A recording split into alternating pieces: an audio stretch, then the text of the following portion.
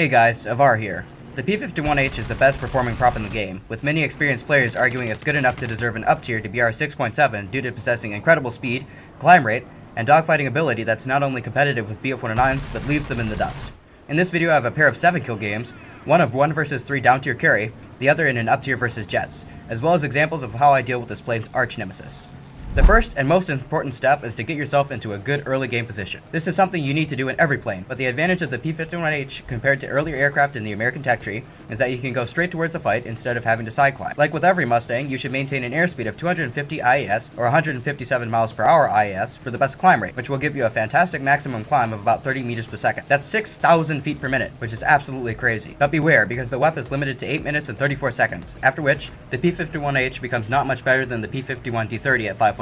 This means you are free to use it during the climb on small maps, but when you get up tiered versus Jets and the maps get larger, consider side climbing slightly and turning off the WEP intermittently to save the boost for when you really need it. A strong early game position above the enemy team forces them to react and either turn away or risk getting killed if they press the attack at you while having less energy. As the mid game begins, you can choose between focusing the biggest threat and eliminating him from the match, or taking out the targets of opportunity beneath you who are not paying attention and are therefore presenting themselves as easy kills. Remember, there are paid actors in every game. Your job is to find them and avoid dying like an NPC. But before we dive into the high kill games of today, let's have a look at fighting the Ta 152s. I use 3 main approaches when fighting the Ta. If I see that he's passive and chasing bombers, I may ignore him, because people that chase bombers early game are not showing signs of good decision making and probably won't end up getting the carry. On the other hand, if they are reacting to you and your teammates and fighters, the 152s become a real problem and you need to either fight them immediately or run away and hope that they dive off for your teammates. This then allows you to come back with the altitude advantage. However, I've done enough yapping, so let's look at a few examples. The first one being a Ta 152 that tries to do the correct thing, but screws it up. So I see him coming in at a farther distance because I saw his contrail before he was spotted, and I will now take the head on. If I try to dodge him too early, I give him a free shot, whereas if I shoot at him, my 50 cals have a higher muzzle velocity than his spud launchers. And this is exactly what happens. I get a hit, and now he runs away in a straight line. And because I see no one else at altitude, I immediately turned after him. Because this is a P-51H with WEP, my energy generation is basically infinite compared to most other props, and I hardly lose any speed. So the Ta then goes into a shallow climb and turns it into a steeper climb, so he's preparing to set up a Chandelle on me. And if I was a P-51 D30, that would definitely work. However, he's misread my energy state, and he's going too vertical too early. So with my WEP, I can pitch into him and take pot shots with the 50 cals. I may be stalling out, but I've also set a fire on him, and he is also dead. So I admit, that was pretty risky. I was going less than 200 IAS at the moment that I set him on fire, and if he didn't go extremely vertical like that and make himself an easy target for me, I could potentially have stalled out without getting a hit and had to run away. And now I find myself in a very common position, with one Ta at my altitude and one above me in the background ready to swoop in. I have to bait them down or I will not be able to get anything done. So I begin forming a game plan. So I check his stats really quick just to see what kind of level that he is, what to expect. I see that the console player Ta in the back is somewhat inexperienced, so I'm hoping to drag him down, but I have to isolate him from the other Ta 152. So I decide, okay, I need to make a play here, otherwise I'll just be sitting up here wasting WEP, and I go head on with the lower Ta in the hopes that the second one will engage me and I'll be able to run away, dragging him lower down so I can get my team's help. So I missed the first guy with my pot shots, and he turned back towards me, but he then goes vertical, and he's trying to bait me upwards, so I will stall out for the second guy and be a free kill. So I know he's coming in, so I don't take the bait, and I dip the nose while I still have speed left. So situational awareness is key, and I would have died if I didn't have it. So after I dive out, the other Ta conveniently leaves, and I'm able to 1v1 this guy. So the 152's energy retention is a double-edged sword. It makes it nearly impossible to force off the altitude, but it also makes it difficult for him to slow down in time, and I'm going to use this to cut underneath him, make him speed up, and once he misses the shot, he overshoots. So he decides that he's going to go straight for a little bit, but then he decides, I guess he panics while I'm shooting at him, perhaps, so he decides to turn back into me and seal his fate. He needed to conserve his energy when I attempted the reversal, and then use a climbing spiral to stall me out like the previous Ta attempted, but he didn't. And now he will die. Severe damage, blow off his wing, 50 cals are adequate. So let's look at the next clip to prove that wasn't a fluke. You shouldn't be looking to reverse people all the time, because you're putting yourself in a bad position and then hoping that the attacker messes up so badly that you can get the kill. However, you will not always be in an optimal position, and there will be times when you have to play the reversal because you have no other good options. So I have a Ta 152 looking at me, and my squad mate over there in the P-51, he's one of my subs, he decides to dive off, and the Ta 152 rightly decides that I am the higher and more dangerous target. So I will run away from the battlefield and isolate the fight. It's one thing to reverse one guy, it's another to get stuck in a dogfight with 3 people at once. So I will do the same thing. I will do a defensive dive, so I will pick up more speed in this defensive dive than he will, so we'll equalize the energy states a little bit. And I will go underneath him to make him speed up, and just as he starts shooting, I will pitch up over his nose, and he will not be able to roll back into me in time. So I'm now behind him, and I'm also slower than him, and he will abuse this with his excellent retention. So he goes underneath to get out of my guns. I'm just barely not able to pull the lead, and now he will pull up over me, and he is hoping to stall me out. So he's going to continue the spiral, and what I will do is I will use lead pursuit, so I will pitch towards where he will be in a second, and I will get a few more shots off. I go a little bit too high, go a little bit low, I get a few hits.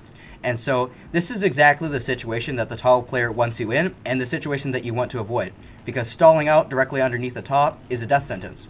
But because I am a P-51H, I am able to gain a little bit of speed in the turn, and then I can pitch up because it did not abuse my flaps earlier. Then I pull out the landing flap so I can get the stall shot, and he turned directly back into my guns. So if he had kept it going with the landing flaps in the direction that he was already in, instead of reversing his turn, then I would have been in a very sticky situation, and I would have had to try to bail out and reset. So word of advice, don't slow down too much when attempting a reversal on a high-speed TAW. He won't be losing any speed as he comes down, whereas if you're too slow to follow his climbing spiral, then you're going to die. So that is how I deal with TAWs most of the time. So let's move on to one of the full games that I had. And yes, I did kill that one in 9K. And now for a bit of the average P-51H experience. This is a 7-kill game, but I will be cutting out some of the boring parts, because it's an up tier, and in these games at 6-7 and higher, the map becomes massively oversized, meaning you will spend more time chasing the fun than playing the game. In these matches, your concerns will be conserving your WEP, as well as making sure that you have enough teammates at high altitude to avoid getting swarmed by enemy TAWs and Spitfire Mark 24s. So I see a 262 coming in, he goes out on with the FNF, he misses, and so I will level on with him, because the best way that I can try to kill fast jets is go head on with him like this. So I get a hit on him, I recommit, I pull out of the way, and with his slow spud launchers, he's probably not going to hit me in the recommit. So he will die later on. I think he smashed himself into a mountain somehow. Go figure. I don't know.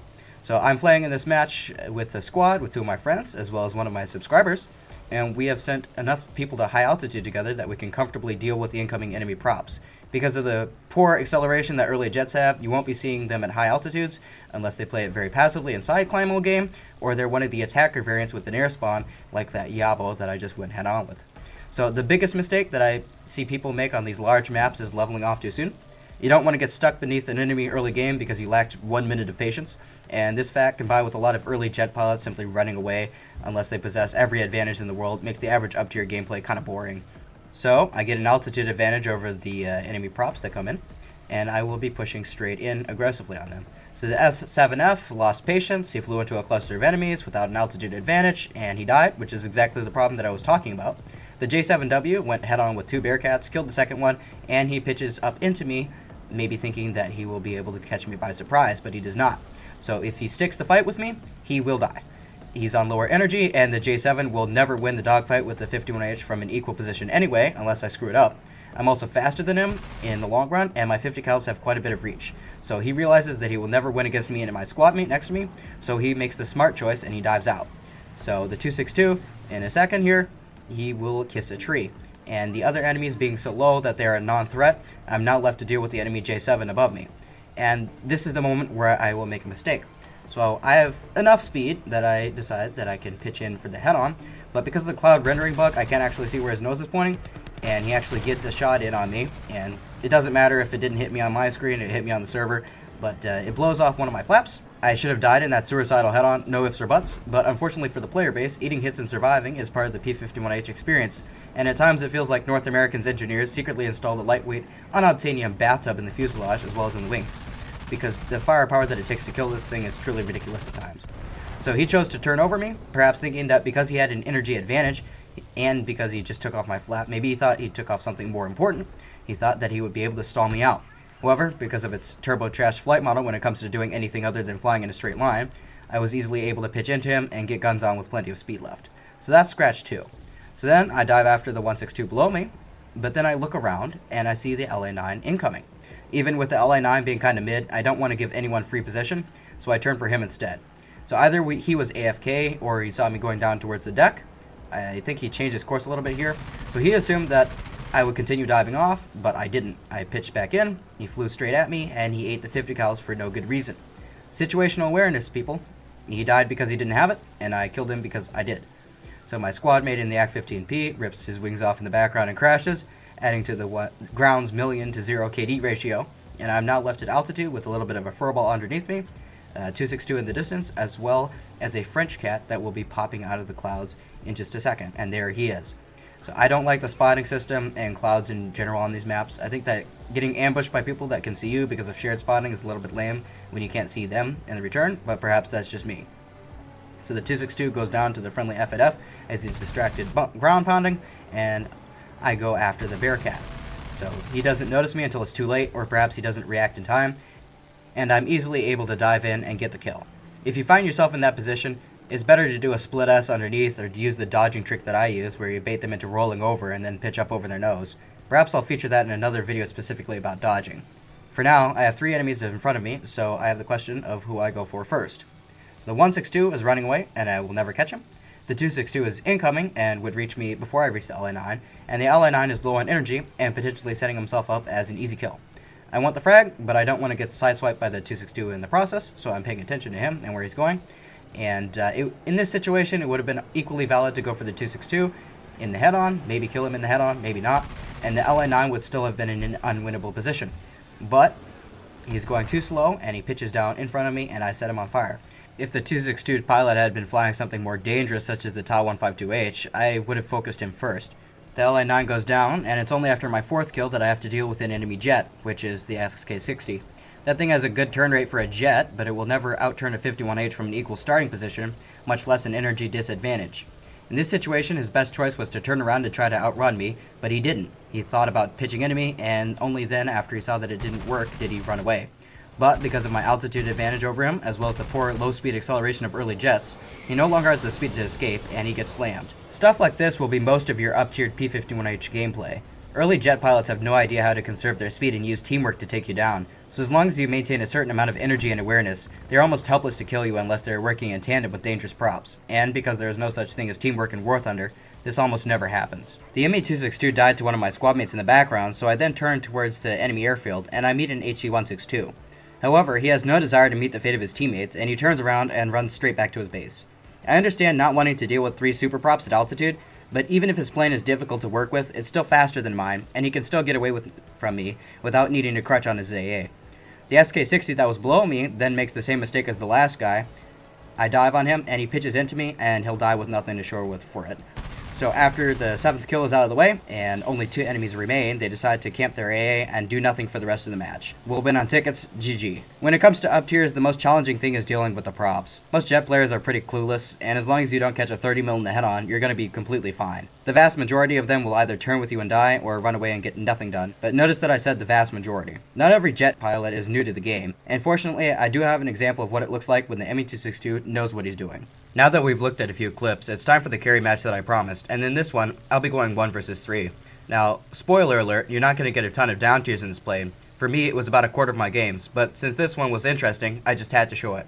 At the start of the match, I've been flying around for a few minutes, and I haven't done anything useful yet. But then I see a contrail at high altitude, and I know I made the right decision to stay high earlier during the game. It's a Spitfire. It's probably a 5.7 one, since this is a full down tier, and therefore I can't see the Mark 24 at 6.7. And so I go towards him in the hopes that he is AFK. So I'm going after him. I'm hoping that it's an LF Mark 9 as well. So I take the head on, I spray a little bit, he dodges, and then I try to hit him in the recommit, and I aim a little bit low as he flips around in front of me. So I see that as a Plagueis Spitfire LF Mark 9, and the power drop-off of the LF Mark 9 up high is extremely substantial. So because I have good engine power with the WEP, because it's an LF Mark 9 up high, and because he was going fairly slowly into the merge, I will try to energy trap him despite not possessing the altitude advantage. He does a 180-degree turn to get back at me, which kills whatever speed he still had, and now I am in a position to set up a basic Chandelle by making a shallow turn over his nose and then making a steeper. So if he takes the bait, he will not have enough engine power to keep up with me, and he will stall out even though we were just at the same altitude. And the trick will work, he will follow me up. So I turn over him, and I have another video about this, by the way, and the reason I use it so often is because people keep falling for the bait. So I turned in a little bit too early, but I'm able to pop the flaps, pop the takeoff flaps, and I'm able to get the shot in and set him on fire. So the P-51H's flaps and all of the P-51's flaps, you can extend the combat flaps up to 650 IAS. And this makes a big difference when you're going for reversals on people. It allows you to slow down a little bit faster and convert your speed into turn rate a little bit better. It will not increase your turn rate in the long run. It will decrease your sustained turn rate, so don't overuse them. But they are good for reversals, and they are good enough to pull in for those stall trap shots.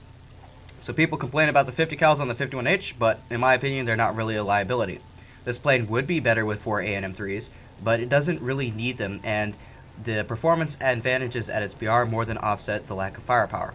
So I go down after the 262. I think that I've taken out all the people at altitude that I needed to, and this ME-262 is showing me that he has some awareness. He reacts to my presence, he goes back down, and now I don't have enough speed to actually catch him, and the Spitfire comes in after him, comes from above. The 262 is forced to take the head-on, and he kills the Spitfire in the head-on. So he's damaged right now, but he will be able to outrun me if he puts the nose down, which he does. And so he will be going back to his base for the moment. So I have the Yak-9 below me, and I decide to loop over him and go after him, so he's going extremely slowly. And this will be about the worst aim that I will ever showcase on the channel. Now granted, I was playing with the sun in my face in real life, and it was a dust map. I couldn't really see anything, but that's enough of the excuses. So the F1B behind me then dives on him and misses due to his bad rudder compression, and I will come back towards the Yak-9 because I have no reason to let him live. There's no one pressuring me from above. I need to quickly finish him off and then move on to the next target because there are still enemies left alive, and my team has done the usual magic trick and they have disappeared. So besides this F and the teammate in the distance who will disappear and die shortly, I don't really have anyone to work with. So I'm surveying the situation. There's the 262 running back to his base that the FF will not catch. There's a Spitfire in the distance that looks like he's going RTB. And then there was a 3U on my left. So I turned off the WEP for a little bit in the shallow climb, and I switched to 100% throttle when I'm not in combat situations. I know this is a carry situation because of how quickly my team has folded, at least most of it. So I suspect that I will need that WEP during the late game, and I turn it back on when I go into a steeper climb, accelerating my climb rate. And I look around, hoping not to get jumped. Well, the 3U is there, but other than that, I don't get ambushed, which is good for me. So the 3U comes in. He has plenty of energy and engine power at these altitudes, so I can't stall trap him from an equivalent starting point like I did to the Spitfire. So he's a huge spanner in the works because while I may be faster than him, I can't outturn him unless he makes big mistakes. So I went into the head-on, I shot, I noticed that he didn't want to take it. He wanted to dogfight, and I will store that information for future reference when I fight him again. So as you can see, I'm not going to win that trajectory if I stick the fight, so I use my excess speed to run away from him. If I wasted too much time dogfighting the 3U, or worse, he ended up killing me, I would no longer be able to win, whereas by extending away, I'm now able to get a free kill on the Spitfire in front of me who mistakenly landed on the small airfield. And let me explain why I took the dogfight with the 3U at all, despite the fact that I know that the 51H will not win. I wanted to see if he would misplay it and turn back into my guns. Most pilots will make an exploitable mistake at some point during the engagement, and if you dedicate time to learning a few good dogfight intros and trajectories, you will often be able to win fights that you really shouldn't have, but only if the enemy throws. This 3U didn't throw it, so I bailed out while I still had speed left. I am not sure why the Spitfire had to land. Perhaps he ran out of ammo, maybe he took too little fuel, but whatever the reason, he let himself become vulnerable, and I will collect the third kill of the match. From what I've heard, the Russian Spitfire is actually just an overtiered F Mark 9, but I need to lower their numbers as quickly as possible, so thank you for giving me the opportunity. After I make the pass, I'm heading towards their main base AA, so I have to turn a little bit. Not too much, because I don't want to let the 3U cut me off and get in gun range, but enough that I don't get shot down by the defenses. I see that there are two guys that are landed, and I'm starting to get nervous. A 3U on his own is bad enough, but with an LF Mark 9 as well as a Sea Fury helping out from the backline, the situation will become difficult. So, I am forced to run away in the hope that the 3U has to rearm. And he does. He decides to go back, possibly for fuel, I'm not quite sure, and that gives me an opening to turn back for the Sea Fury that is taking off from the base. On its own, a Sea Fury in this position poses zero threat to me. That thing barely wins the dogfight versus the Do 335, it's slower than me, and its cannons don't matter if he's never in a position to hit me with them. The problem is that he will be linking up with a Spitfire, which I suspect to be an LF Mark 9. If they both run away into different directions, I might end up sacrificing my altitude to kill the one, and then be stuck in a bad position against the other, if I am even able to kill one of them in the first place. And there's also the 262 to worry about. I can't go after him because he's below the other two, so he'll be showing up in a second. So the Sea Fury in front of me, and then the Spitfire in the back, okay? And I know that the 262 will be taking off. So I won't be able to go after the 262 because he's below the other two, and because the guy has shown me that he has situational awareness, patience, and pretty decent aim, I know that he will be very dangerous if I let him escape. Unfortunately, my hand is being forced by the props, which I have to take care of first. I'm quite sure that he used them as cover on purpose, but there's nothing that I can do about it right now. So I prepare for a pass. I'm looking at them, and I think that I want to go for the Sea Fury first.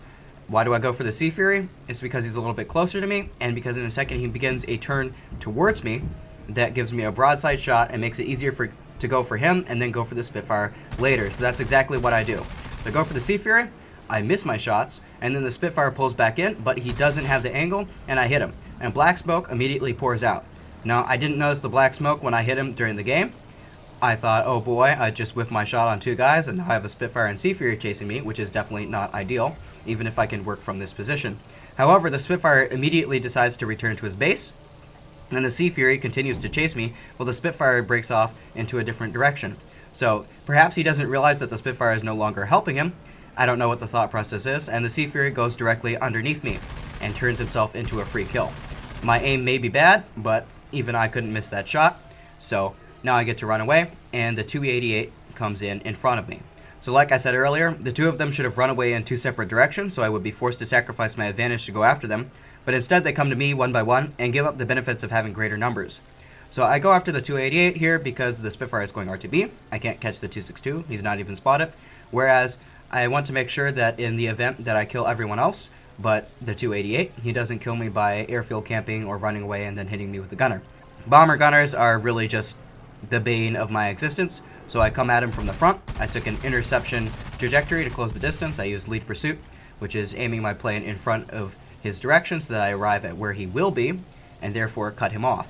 So that allowed me to get a safe shot on the 288, and then I could reclimb. So I'm a little bit worried because the 262 has shown signs that he's pretty decent at the game. The Spitfire is still alive and the 3U is still alive. So I start communicating with the FNF Bearcat because if he can link up with me in the carry situation, things will become much easier if we can cooperate versus the Spitfire, 3U, and 262. One of us will bait, the other will shoot, and we will be able to take them out with our superior speed. But I advertised this as a 1 versus 3 carry, so you probably know what's about to happen. And there it is. He got blown out of the sky in a head-on. This now puts me in an unfavorable situation. I have a Yak 3U to deal with, as well as the LF9, and the 262 which will be coming back for me any second, which means I am fighting planes that both outrun me and outturn me at the same time. As I said before, definitely not ideal. So I will dive on the incoming 3U, and he will pitch straight up into my guns, but I'm not able to connect enough of my shots due to possessing some massive skill issue. However, I do have a large enough speed advantage to keep this loop up for a while yet, so I'm going to follow him back around. And if he continues this loop, he's just going to pull back up into my guns again. So he pulls back up. Perhaps he thinks that he'll close the loop. I don't know. I get a hit on him, and this time it's something more important. So once I see that he is damaged, it looks like some kind of tail damage probably, perhaps some engine damage that will prevent him from looping like a level 27. I turn off my WEP since I don't need it right at that very moment, and dive back down after him. So I am now solidly in position on this Yak 3U, and I will be able to pilot snipe him as he goes up above me. He's not quite stalling out, but he's completely helpless. And so now I will take the time to reclimb away from the airfield because I don't want to scare the Spitfire player into camping his AA. I'm sitting at almost 10,000 feet of altitude, which I hope will be enough to keep me from dying once the 262 spikes into me from below, which I know that he certainly will, as I think he's finished with the A26 very quickly. Like I keep saying in these situations, you have to run away and make the lone enemy at altitude come down to you, giving your teammates time to reclimb and take back the advantage. Coming at the enemy one by one is not the ideal strategy if they are experienced, and doubly so if they're flying the better plane. Of course, I'm still not optimistic about my chances with this little ammo. The Spitfire just popped up behind me, and the 262 is coming my way. I know for a fact that he can reach me even all the way up here, and with the dust spotting, I won't be able to see him coming until it's close enough for an easy shot, so I will be relying on my hearing to tell me when he is getting in range.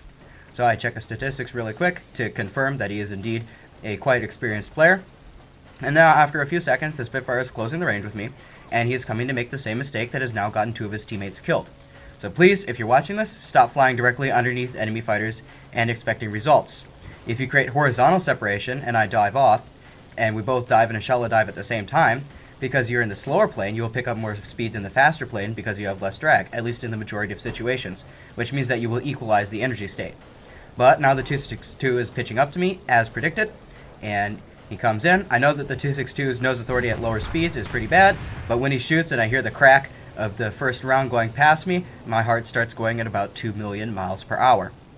So he dives away because he knows that he can't keep up in the dogfight, and I turn around for the Spitfire, who's continuing to try to get himself killed.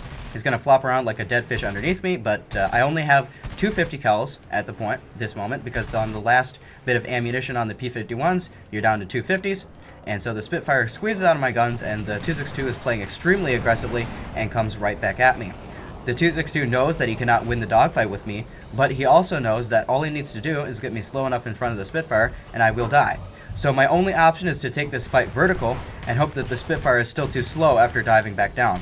He takes a few pot shots at me, they get fairly close, and I pitch up over his nose, and I've run out of WEP at this point. This is the last time that I will be able to stall out the Spitfire. Now, thankfully, the 262 is forced to extend because he knows that if he comes up with me, he will die, since he does not know that I'm very low on ammunition. So then I can dive back down after the Spitfire. So he's handing himself to me on a silver platter, and I may only have 250 cals, but with a little bit of burst fire and a little bit of patience, I can make it connect, and he dies. He just wasn't playing it correctly, and like I said, he should have extended. One of them should have baited. Perhaps the 262 made aggressive passes on me to force me to turn, and then once the Spitfire was at my altitude, it would have been over, because I would not have been able to run away from the 262, and I would not have been able to outturn the Spit, at least not unless he had no hands. So I can't run away from the 262. He's too fast, so I have to turn in towards him to give him a more difficult shot, dive underneath him, pitch on over, and then I go into the dogfight, and it looks like I will reverse him, but he still has much more speed than me, especially since I've run out of WEP. So I'm not optimistic about my chances. He would have to screw it up pretty badly to die to me while I have 38 rounds, and he is now running away. So I'm hoping to disengage and get back to my airfield. I don't have the fuel or ammunition for this fight, but at the same time, I don't want the airfield AA to do the work for me. Fortunately, it seems like he's run out of ammunition because he goes on back to base, so we can mutually RTB, and we will come back in a few minutes when both of us have landed, rearmed, and taken off again. So fast forward a few minutes after we've both repaired and rearmed, and the Narwhal is now coming back with a vengeance. I knew his general location due to the red square on the minimap that pops up for the last guy left when there's less than 10 minutes left on the clock. However, I wanted an exact idea of his location, so I blind hunted him. I can already tell he's planning to spike me from below, so I will go head on with him again to deny him an easy broadside shot. He wants to spike me from the belly while I'm not looking, and that definitely would work if he wasn't spotted due to the dust spotting, but he is spotted due to the blind hunt, so I roll out of the way. His shots don't get quite as close this time, one of them does, and I get a hit. So I would prefer to have 50 cals rather than the stealth 50mm where you can't tell where the shot is going. However, my single bullet only sort of tickled him, whereas if he hits me with 150mm, it would definitely kill me. So he is now free to run away because he is much quicker than I am, and after a little bit of spraying at him, I realized, A, I'm not going to catch him, and if I follow him, he will be free to regain his energy advantage. Fortunately, the game will time out, and I will win it on tickets. It's possible that he could have won it with a lucky head-on if there were 5 more minutes left on the clock, but it's also equally possible that I tagged him with a fire on one of the Swallow's infamously fragile engines. The world will never know. I do also have a few aces recorded on this plane, but unfortunately those matches were kind of boring, so I will leave the video at that. You guys have been amazingly supportive with your time and energy, and the positive reaction I've received on YouTube has blown me away.